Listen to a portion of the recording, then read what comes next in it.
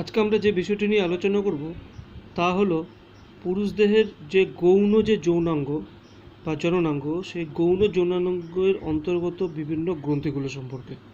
অর্থাৎ আমাদের যে পুরুষদের দেহের মধ্যে যে প্রাথমিক যে জননাঙ্গ অর্থাৎ যে শুক্রাশয়, সেই শুক্রাশয়ের সঙ্গে যে জননাঙ্গগুলো ওর সঙ্গে থাকে এবং যারা শুক্রাশয়ের সঙ্গে বিভিন্ন কাজে সংযুক্ত থাকে, সেই সমস্ত জননাঙ্গগুলোর অন্তর্গত যে গ্রন্থিগুলো রয়েছে সেই গ্রন্থিগুলো সম্পর্কে আজকে জানার চেষ্টা করব। তো আজকে আমাদের টপিক হচ্ছে গিয়ে গৌণ জননাঙ্গের অন্তর্ভুক্ত বিভিন্ন গ্রন্থিসমূহ। গৌণ যৌনাঙ্গের অন্তর্গত বিভিন্ন গ্রন্থিসমূহ। তো চলো দেখা যাক কী ব্যাপারটা। তো এটা হচ্ছে একটা গৌণ যৌনাঙ্গের অন্তর্গত বিভিন্ন গ্রন্থিগুলো। তো এই যে বড় যে অংশটি আছে এটাকে আমি বলতে পারি মূত্রাশয়। মূত্রাশয়ের সঙ্গে যে নালীর মতো যেটা দেখতে পাচ্ছি এটা হচ্ছে আমাদের শুক্রাশয় থেকে এসেছে। এটাকে বলে ভাস ডিফারেন্স। ভাস ডিফারেন্সটা শুক্রাশয় দিয়ে এসে মূত্রাশয়ের সাইড দিয়ে গিয়ে এখানে দুটো থলির সঙ্গে গিয়ে যুক্ত হয়েছে। যে থলিটাতে যুক্ত হয়েছে তাকে বলে সেমিনাল ভেসিকল। সেমিনাল ভেসিকল গিয়ে আবার এই জায়গাটা কানেক্ট হয়েছে একটা যে বড় নালীর মধ্যে বা থলির মতন অংশে। এটাকে বলা হচ্ছে গিয়ে প্রোস্টেট। প্রোস্টেটে এই সেমিনাল ভেসিকলের যে দুটো শেষ অংশ যে নালীর মতন সৃষ্টি করেছে তাকে বলে নিক্ষেপণ নালী। এবং এই নিক্ষেপণ নালী প্রোস্টেটের পর এই যে অংশটা এরকম বেরিয়ে এসছে এটাকে বলা হয় প্রোস্টেটিক ইউরেথ্রা। এই প্রোস্টেটিক ইউরেথ্রাই অ্যাকচুয়ালি পেনিসের মধ্যে ঢুকেছে। এবার এই প্রোস্টেটিক ইউরেথ্রার শেষে একদম যেখান থেকে পেনিসটা শুরু হচ্ছে এরকম দুটো আমরা গ্রন্থি দেখতে পারি। একে বলে কাউপার গ্রন্থি। তো এই হচ্ছে গিয়ে পুরো ওভারঅল স্ট্রাকচার। এবার এদের সম্পর্কে আমরা একটু আলোচনা করি। যেমন ধরো এই যে সেমিনাল যে ভেসিকলটা ওর কি, এটা হচ্ছে আমাদের পুরুষদের যে উদর গহ্বর তার মূত্রাশয় আর মূত্রনালীর অন্তর্বর্তী স্থানে অবস্থিত একটা ক্ষুদ্র থলি। এটা মানবদেহের মধ্যে একজোড়া করে থাকে। এটা একটা পেশিময় নালী, হ্যাঁ, যা আমরা দেখতে পারবো যে ভাসা ডিফারেন্সের যে শেষ প্রান্ত অর্থাৎ যে অ্যাম্পুলাটা এখানে যুক্ত হয়েছে, অর্থাৎ এই সেমিনাল ভেসিকলে কানেক্ট হয়েছে। এই গ্রন্থিগুলো দেখবো খুব কুণ্ডলিখিত অবস্থায় আছে। এটার পুরোটার যদি লেন্থ পাবি তো দেখবো এটা হচ্ছে গিয়ে প্রায় 5 সেন্টিমিটার লম্বা হয়, হ্যাঁ, এবং এর ভেতরের দিকে অসংখ্য যোগকলার আবরণ থাকে এবং এর অন্তঃপ্রাচীরে অসংখ্য মিউকাস ক্ষরণকারী কোষ দেখা যায়। মানে এখানটায় অন্তঃপ্রাচীরে অসংখ্য মিউকাস ক্ষরণকারী কোষ রয়েছে, মিউকাস ক্ষরণকারী কোষ। তো এই হচ্ছে সেমিনাল ভেসিকলের ইন্ট্রোডাকশন। এর কাজ যদি বলি খুব ইম্পর্টেন্ট কাজ আছে। যেমন ধরো যখন শুক্রাশয় থেকে শুক্রাণু বেরিয়ে আসবে অর্থাৎ যখন নিক্ষেপ হবে, সেই নিক্ষেপের সময় সে এই সেমিনাল ভেসিকলের প্রাচীরগাত্রের এই মসৃণ যে পেশি ভেতরে সেটা ধরে সংকুচিত হয়। অর্থাৎ শুক্রাশয় থেকে যে ভাসা ডিফারেন্স হয়ে যে শুক্রাণুগুলো আসছে সেগুলো যখন সেমিনাল ভেসিকলে ঢোকে তখন এই সেমিনাল ভেসিকলের প্রাচীরগাত্রের মসৃণ পেশি দ্বারা তার উপর সংকোচন হয় এবং এর ফলে এখানে সংকোচন হওয়ার ফলে এর অন্তর্গাত্রে যে অসংখ্য যে মিউকাস ক্ষরণকারী গ্রন্থিগুলো রয়েছে সেখান থেকে এক ধরনের হলুদ বর্ণের একটা পিচ্ছিল রস ক্ষরিত হয়। সেই পিচ্ছিল রসটা শুক্রাণুর সঙ্গে মিশে যে বীর্যটা তৈরি হবে তার 60% বীর্য এই জায়গাটায় তৈরি হয়ে যায়। অর্থাৎ একটা বীর্যের 60% স্থান বা 60% অংশ দখল করা হচ্ছে এই সেমিনাল ভেসিকলের বিভিন্ন ধরনের রস, যেগুলো এখান থেকে ক্ষরিত হয়। তো এই যে এখান থেকে যে রসটা ক্ষরণ করবে, যেটা 60% বীর্য গঠন করে, সেই রসের মধ্যে কী থাকে? সেই রসের মধ্যে থাকে ফ্রুক্টোজ আর সাইট্রেট। যেখানে কী করছে দুটো ফ্রুক্টোজ আর সাইট্রেট, এই ফ্রুক্টোজ আর সাইট্রেট তোমার যে শুক্রাণুগুলো এখানে থাকবে সেই শুক্রাণুকে পুষ্টিতে সাহায্য করবে। তার ফলে শুক্রাণুগুলি এক জায়গা থেকে আরেক জায়গায় চলতে পারবে, অর্থাৎ চলন শক্তি বৃদ্ধি পাবে। এই হচ্ছে গিয়ে সেমিনাল ভেসিকলের কাজ। এরপরে চলে আসি নিচে, অর্থাৎ প্রোস্টেট গ্ল্যান্ড। এটা একদম মূত্রাশয়ের গ্রীবার গোড়ার দিকে রয়েছে প্রোস্টেট গ্রন্থি। এই গ্রন্থিটি দেখতে ধূসর বাদামি বর্ণের হয়। এর ব্যাস যদি বলি তো এর ব্যাস হচ্ছে প্রায় 4 সেন্টিমিটার হচ্ছে এর ব্যাস, এবং পুরুষদের ক্ষেত্রে এর ওজন হচ্ছে প্রায় 20 গ্রামের মতো। এই প্রোস্টেট গ্রন্থির ভেতরে আমরা দেখব প্রায় 30 থেকে 50টা শাখাযুক্ত নল থাকে। হ্যাঁ, এবং এই নলের মধ্যে প্রোস্টেটিক ইউরেথ্রা যেটা রয়েছে সেটা এখানে উন্মুক্ত থাকে, এবং যখন ভূমিষ্ঠ হওয়ার সময় আসে, হ্যাঁ, তখন পুরুষদের দেহে এই প্রোস্টেটের গ্রন্থিময় অংশ প্রায় থাকে না বললেই চলে। অর্থাৎ একটা শিশু যখন জন্ম হয় তখন সে যখন মার দেহ থেকে বাইরে বেরিয়ে আসে, অর্থাৎ সে যখন ভূমিষ্ঠ হয়, ভূমিষ্ঠ হওয়ার সময় পুরুষদের দেহে প্রোস্টেটের গ্রন্থিময় অংশটি থাকে না বললেই চলে। যখন বয়স সন্ধিকাল আসে সেই সময় এই প্রোস্টেট গ্রন্থিটির আস্তে আস্তে আস্তে আস্তে পূর্ণতা প্রাপ্তি হয়, এবং বৃদ্ধ বয়সে আবার এটা ক্ষয়প্রাপ্ত হয়ে যায়, এবং অনেক সময় আবার কারো কারো ক্ষেত্রে এটা অনেক আকারে বড় হয়ে যায়। তো এইরকম এর মানে বৈশিষ্ট্য দেখা যায়। তো এই যে প্রোস্টেট গ্রন্থি, এর কাজ কি? এইখান থেকে যে ক্ষরণ নিঃসৃত হয়, এর ভেতর থেকে যে ক্ষরণগুলো বেরোয় তার প্রায় 20 to 30% বীর্য গঠনের জন্য দায়ী। অর্থাৎ এই গ্রন্থিটি থেকে নিঃসৃত যে রস, সেই রস বীর্যের 20 থেকে 30% গঠন করে বীর্যটার ক্ষেত্রে। তাহলে আমরা দেখলাম সেমিনাল ভেসেল থেকে 60%, আর এখান থেকে 20 to 30% রস একটা বীর্য গঠনে সাহায্য করে। এবং এই যে গ্রন্থিটা থেকে, প্রোস্টেট গ্রন্থি থেকে যে রসটা নির্গত হচ্ছে, সেই রসের যদি রাসায়নিক প্রকৃতির কথা বলি তো এটা হচ্ছে একটা ক্ষারীয় প্রকৃতির হয়, যে কিনা কী করছে, যখন আমাদের শুক্রাণু উৎপাদন হচ্ছে শুক্রাশয়ে, তখন না কিছু আম্লিক উপজাত পদার্থ উৎপন্ন হয়, অর্থাৎ অ্যাসিডিক উপজাত পদার্থ উৎপন্ন হয়। তো ওই অ্যাসিডিক উপজাত পদার্থগুলোকে এবং মূত্রের যে অম্লত্ব, এই দুটোকে প্রশমিত করে এই প্রোস্টেট গ্রন্থি থেকে নিঃসৃত ক্ষারীয় প্রকৃতির রসগুলো, এইভাবে হেল্প করছে। এছাড়া এই গ্রন্থি নিঃসৃত যে রস, এই আমার যে বীর্যের সাথে যখন মিশে স্ত্রী দেহের যোনিপথে প্রবেশ করে, তখন স্ত্রীদের যোনিপথে আগে থেকেই কিছু অম্লত্ব থাকে, অর্থাৎ অ্যাসিডিক হয়। তো ওই জায়গাটায় গিয়ে ওই অ্যাসিডটাকে প্রশমিত করতে সাহায্য করে, ফলে শুক্রাণুগুলো যোনিপথে নষ্ট হয় না। এছাড়া এই রসের পুষ্টি পদার্থগুলো শুক্রাণুগুলিকে পুষ্টি প্রদান করে এবং তাদেরকে চলন শক্তিতে সাহায্য করে। আরেকটা জিনিস ইম্পর্টেন্ট, সেটা হচ্ছে সেমিনাল ভেসিকল থেকে যে রসটা ক্ষরণ হচ্ছিল তার মধ্যে একটা রাসায়নিক উপাদান থাকে যার নাম হচ্ছে প্রোস্টাগ্ল্যান্ডিন। ও কী করছে, যোনিপথে যখন বীর্যটা যায় তখন জেনারেলি বীর্যটা তঞ্চিত হয়ে যায়। তো সেই তঞ্চিত অবস্থাটা মূলত এই প্রোস্টাগ্ল্যান্ডিনের জন্য হয়।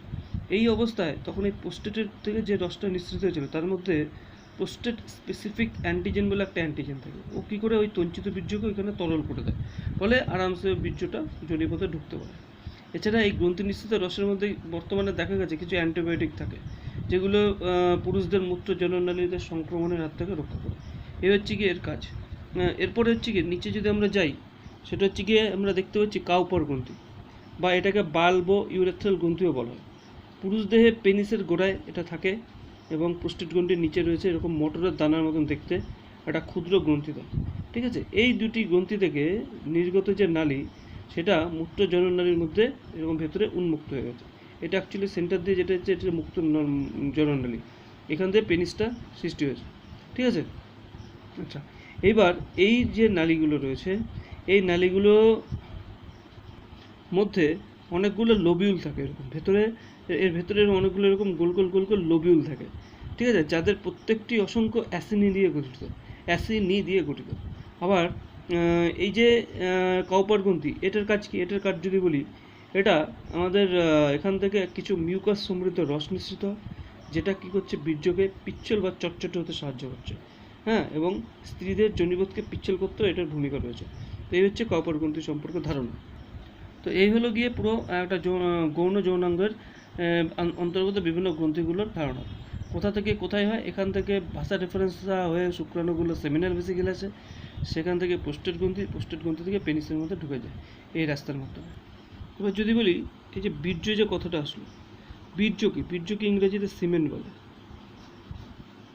বীর্যকটা হচ্ছে একটা সাদা বা ধূসর বর্ণের একটা সান্দ্র অর্ধতরল ঈষৎ ক্ষারীয় পদার্থ, যা পুং জননতন্ত্রের বিভিন্ন অংশ থেকে খরিত হয়। এবার এই যে বীর্য, এই বীর্যের প্রায় 60% আসে সেমিনাল ভেসিকল থেকে, ওটা আমরা জানলাম। আর 20 থেকে 32% আসে হচ্ছে গিয়ে প্রোস্টেট গ্রন্থি থেকে।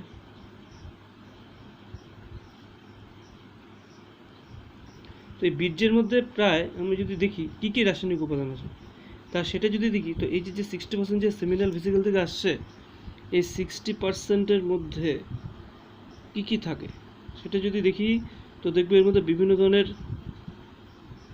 অ্যামাইনো অ্যাসিড আছে, ভিটামিন আছে, ফ্রুক্টোজ আছে, সাইট্রেট আছে, ইত্যাদি ইত্যাদি এখানে থাকে। আর বাকি যে 20-30% রয়েছে প্রোস্টেট গ্রন্থি থেকে যেটা আছে, তার মধ্যে থাকে ফসফেটেজ, তারপরে হায়া লিউরো নিগ্রেজ নামক একটি উৎসেচক থাকে হচ্ছে সাইট্রিক অ্যাসিড, ইত্যাদি ইত্যাদি এই জায়গাটায় থাকে। তো এই বীর্যের কাজ হচ্ছে বীর্যের উপাদানগুলো শুক্রাণুকে পুষ্টি যোগান দেয় এবং শুক্রাণু জননে অংশগ্রহণ করতে পারে। 2 নম্বর সঙ্গমকালে যোনিপথকে মসৃণ করতে সাহায্য করে, যাতে শুক্রাণু আরামসে ভেতরে ঢুকতে পারে। তো এই হচ্ছে কি এই বিষয়। আমাদের নেক্সট যে টপিকটা পড়ব সেটা হচ্ছে স্ত্রী জননতন্ত্র, অর্থাৎ যে সমস্ত অঙ্গ আর গ্রন্থি স্ত্রী দেহে কী করে ডিম্বাণু, এই ডিম্বাণুটা উৎপাদন করে এবং তার ডিম্বাণু নিঃসরণ ঘটায় এবং নিষেক করে এবং নিষিক্ত ডিম্বাণু পরিবহন ঘটায়, ভ্রূণ গঠন করে, ইত্যাদি ইত্যাদির সঙ্গে যুক্ত যে সমস্ত অঙ্গ আর গ্রন্থিগুলো স্ত্রীদেহের, সেদেরকে একসাথে আমরা স্ত্রী জননতন্ত্র বলতে পারি। তো এই স্ত্রী জননতন্ত্রের মধ্যে এর যে প্রথম যে প্রাথমিক যে জনন অঙ্গ সেটা হচ্ছে গিয়ে ডিম্বাশয়। তাহলে ডিম্বাশয় যেখানে ডিম্বাণু উৎপাদন হয়, আর এর সঙ্গে কিছু গৌণ যৌনাঙ্গ আছে, সেগুলো আমরা বিস্তারিত আসবো পরবর্তী সময়। তো আমাদের আজকে যেটা এটার উপর ফোকাস করব, যে একটা ডিম্বাশয়টা কীরকমভাবে থাকে সেটা যদি দেখি, তো দেখব যেহেতু আমরা বললাম যে স্ত্রীলোকের প্রাথমিক জননাঙ্গ হচ্ছে ডিম্বাশয়, তো ডিম্বাশয়ের অবস্থান কীরকম, এর গঠন বৈশিষ্ট্য কীরকম, এর শারীরবৃত্তীয় কার্যগুলো আমরা এখন একটু আলোচনা করব। তো সেটাই আমরা এখন চলে আসি, চলো ডিম্বাশয় সম্পর্কে। দেখো এই একটা ছবি, এটা হচ্ছে মানুষের স্ত্রী জননতন্ত্রের ছবি। এই স্ত্রী জননতন্ত্রের কোনটাকে কি আমি বলে দিই, এই যে নিচে যেটা দেখতে পাচ্ছি এটাকে বলে যোনি বা বলে ভ্যাজিনা বা ভ্যাজাইনা। এখানে দেখতে পাচ্ছি এটা, এদেরকে বলে হচ্ছে এটা আমাদের ডিম্বাশয়। আর ওপরে যে এই বডিটা দেখতে পাচ্ছি পুরোটাকে বলা হচ্ছে জরায়ু, পুরোটাকে বলা হচ্ছে জরায়ু। আর এই জরায়ুর দুই পাশে যেরকম দেখতে পাচ্ছি নলের মতো, এদেরকে বলা হচ্ছে ফ্যালোপিয়ান নালী।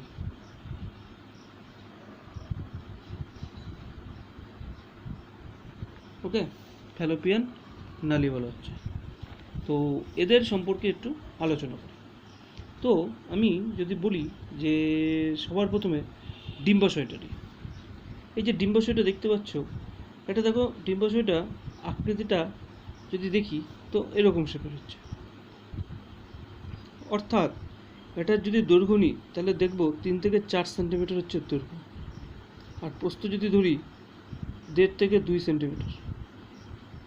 তো এটা শেপটা আমরা দেখে বুঝতে পারছি একটু ডিম্বাকার টাইপের হয়। তো এই যে ডিম্বাশয়, এটা দুটো প্রান্ত থাকে, একটা সম্মুখ প্রান্ত থাকে অ্যান্টেরিয়র এন্ড, একটা পশ্চাৎ প্রান্ত থাকে, এবং ঊর্ধ্বমেরু নিম্নমেরুও বলতে পারি আমরা। আর এখন মাঝের একটা তল থাকে আর একটা পার্শ্বীয় তল থাকে। এর মধ্যে এরকমভাবে এদেরকে আমরা ভাগ করতে পারি। এর প্রতিটি ডিম্বাশয়ে দেখো এই যে জরায়ুর সঙ্গে এরকম একটা অংশ দ্বারা সংযুক্ত, এটাকে বলা হচ্ছে লিগামেন্ট। অর্থাৎ একটা ডিম্বাশয়ের লিগামেন্ট দ্বারা এই ডিম্বাশয়টা জরায়ুর সাথে যুক্ত থাকে। ওকে, এছাড়া আরও যদি দেখি বা ওভারিয়ান লিগামেন্টও আমরা এটাকে বলতে পারি।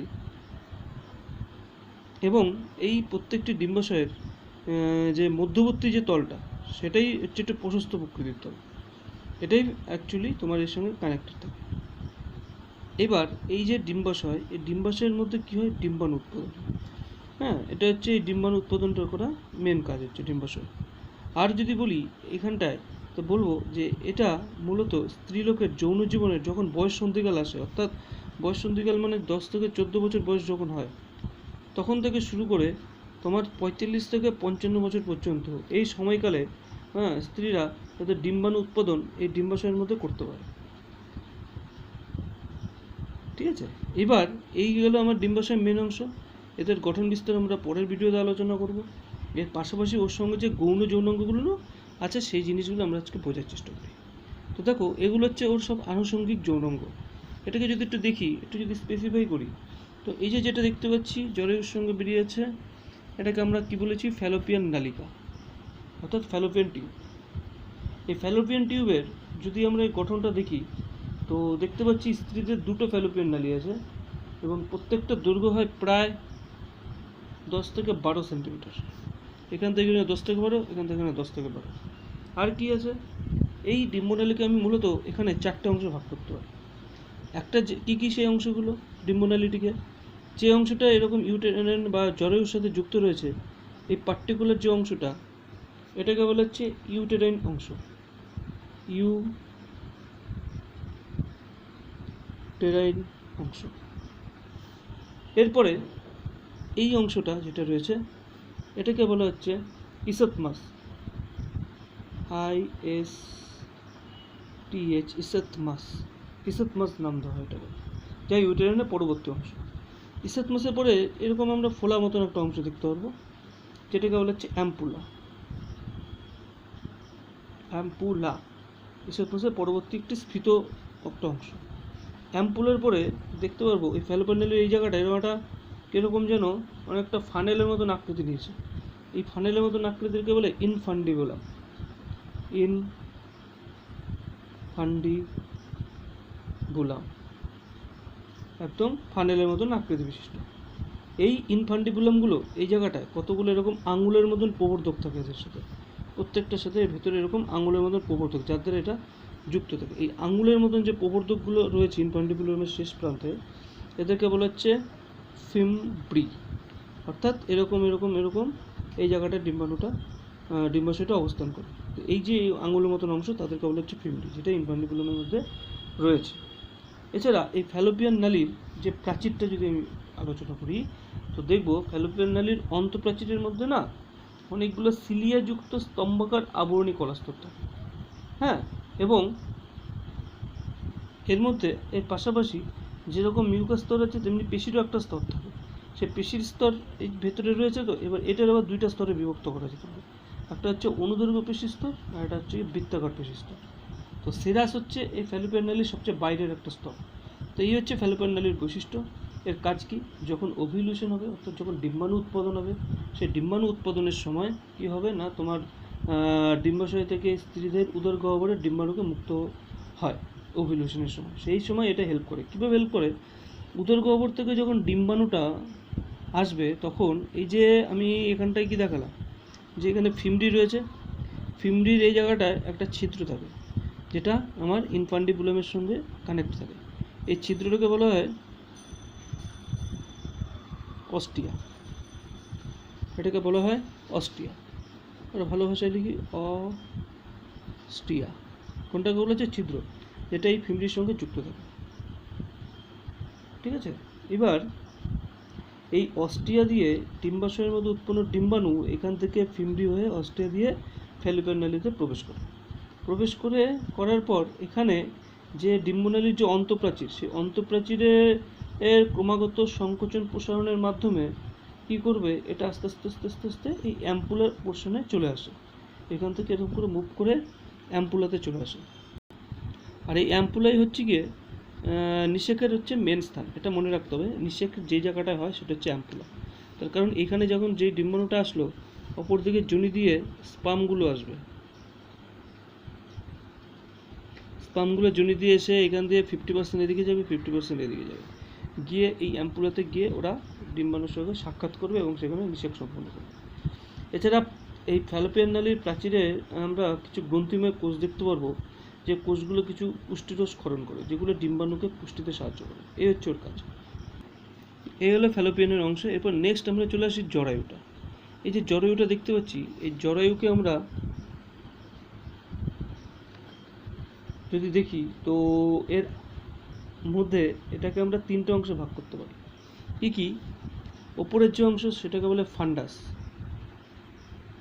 ওপরের দিকে যে উত্তল অংশটা, এরপরে মিডিলে যে এরিয়াটা সেটা হচ্ছে ওর বডি,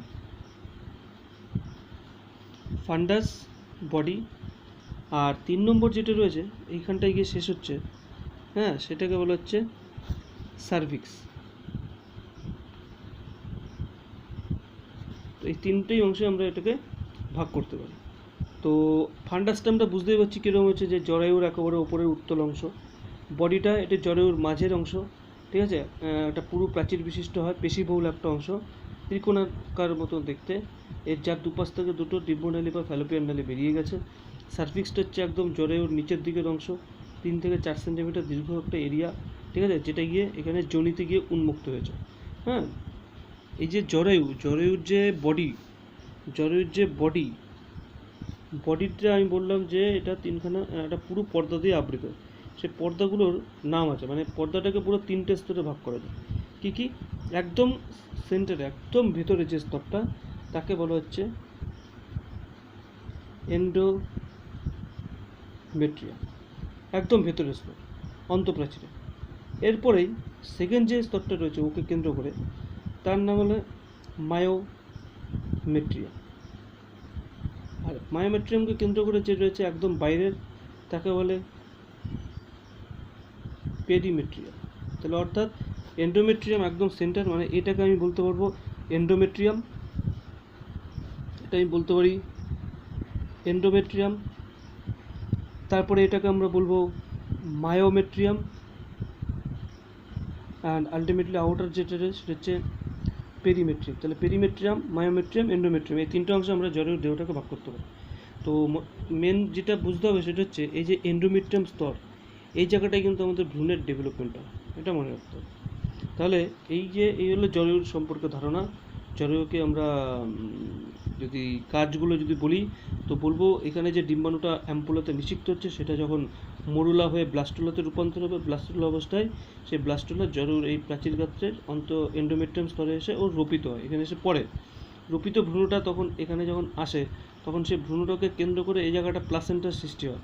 হ্যাঁ, প্লাসেন্টার মধ্যে আস্তে আস্তে ভ্রূণ সৃষ্টি হতে থাকে, এবং মাতৃদেহ থেকে পুষ্টিদ্রব্য, শ্বসনের জন্য প্রয়োজনীয় অক্সিজেন, সমস্ত কিছু ভ্রূণ এই প্লাসেন্টা মারফত এন্ডোমেট্রিয়ামের মাধ্যমে পেতে থাকে, এবং আস্তে আস্তে ধীরে ধীরে এখানে ভ্রূণের বৃদ্ধি হয় এবং বিকাশ ঘটে, ঠিক আছে। এছাড়া এর আরেকটা গুরুত্বপূর্ণ কাজ হচ্ছে গর্ভবতী মায়েদের জরায়ুর মধ্যে যে বর্ধনশীল ভ্রূণটি এখানে হচ্ছে, তাকে বিভিন্ন ধরনের যান্ত্রিক আঘাত, অন্যান্য ক্ষতিকর প্রভাব এগুলো থেকে রক্ষা করে। এবং গর্ভাবস্থার শেষের দিকে জরায়ুর প্রাচীর গাত্রে যে মায়োমেট্রিয়াম স্তর, সেই স্তরের মসৃণ পেশির ছন্দবদ্ধ সংকোচন প্রসারণের মধ্যে সন্তানটা সহজে এখান থেকে বেরিয়ে আসতে পারে। তারপরে এই জায়গাটা একদম শেষ প্রান্তে, এটা হচ্ছে সার্ভিক্স। তারপরে আমরা চলে আসি যোনিতে বা ভ্যাজাইনা। যোনিকে ইংরাজিতে বলা হচ্ছে ভ্যাজাইনা। স্ত্রী জননতন্ত্রের অন্তর্গত সার্ভিক্স অংশের পশ্চাৎভাগ থেকে শুরু হয়ে যে সরু চ্যাপ্টা পেশিবহুল একটা নালীর মতন দেখতে একটা অংশ বেরিয়ে এসছে, তাকে বলা হচ্ছে যোনি। যোনিটা যেখানে গিয়ে এখানে মিলে যাচ্ছে তাকে বলে যোনিছিদ্র। এর দৈর্ঘ্য হচ্ছে প্রায় 7.5 সেন্টিমিটার, এবং এই যোনির অন্তঃপ্রাচীরে কয়েকটি এরকম অনুপ্রস্থ এরকম ভাঁজ দেখা যায়। এই ভাঁজগুলোকে বলা হয়, এই ভাঁজগুলোকে কী বলে? ভাঁজগুলোকে বলে ভ্যাজাইনাল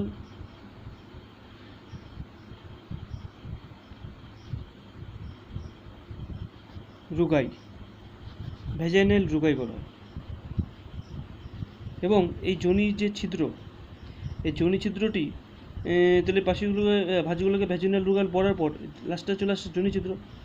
যোনিছিদ্র এখানে না একটা পাতলা পর্দা দ্বারা আবৃত থাকে, এরকম যে পাতলা পর্দা দ্বারা আবৃত থাকে তাকে বলা হচ্ছে হাইমেন। যে কিনা এই হাইমেন পর্দাটা আবার অনেক সময় বিভিন্ন আঘাত বা অন্যান্য কারণে ছিঁড়ে যেতে পারে, ঠিক আছে। তো এবার এই যোনির যদি কাজগুলো যদি বলি, মেন কাজ যৌন মিলনে সাহায্য করা। যখন স্পামগুলো আসছে যোনির ছিদ্র দিয়েই যোনিপথ হয়ে ওপরে জরায়ুতে যায়, ঠিক আছে। এবং যৌন মিলনের সময় স্ত্রীদের যোনি অংশেই শুক্রাণু সম্বলিত বীর্যের নিক্ষেপটা হয়। তারপরে রজত চক্র চলাকালীন স্ত্রী দেহ থেকে যে রজস্রাব, সেগুলো যোনিপথের মাধ্যমে দেহ থেকে বাইরে বেরোয়। তারপরে গর্ভবতী স্ত্রী দেহ থেকে স্বাভাবিক প্রক্রিয়া যখন সন্তান উৎপন্ন হবে, সেই সন্তান প্রসবের সময় যোনি প্রসবপথ হিসেবে কাজ করে, বার্থ ক্যানেল হিসেবে কাজ করে। তারপরে যোনির প্রাচীর গাত্রে আবরণী কলাস্তরে না, এই ভেতরটাতে একটা রাসায়নিক উপাদান থাকে যার নাম বলে গ্লাইকোজেন। গ্লাইকোজেন এর ভেতরে সঞ্চিত হয়। এই গ্লাইকোজেন কিছু ল্যাক্টোব্যাসিলাস অ্যাসিডিফিলাস বা ল্যাক্টোনিউস্টক স্পিসিস এরকম কতগুলো উপকারী ব্যাকটেরিয়া এখানটায় থাকে। ওরা কী করে সন্ধান প্রক্রিয়ায় এই যে এই গ্লাইকোজেনকে এইখানটায় ল্যাকটিক অ্যাসিডে রূপান্তর করে, ফলে এই যোনির পরিবেশটা আম্লিক হয়ে যায়, যেটা কিনা এই যোনিকে বিভিন্ন ধরনের রোগের থেকে বাঁচায় বা জীবাণু সংক্রমণ থেকে রক্ষা করে। তো এই হচ্ছে গিয়ে পুরোপুরি আমরা একটা ফ্যালোপিয়ান নালী এবং জরায়ুর বিভিন্ন অংশ সম্পর্কে একটা ধারণা আমরা নিতে পারলাম, অর্থাৎ পুরো স্ত্রী জননতন্ত্রের বিভিন্ন অংশ। আশা করি তোমরা বুঝতে পেরেছো। ঠিক আছে, তাহলে আজকে এতটুকুই রইল। বাই।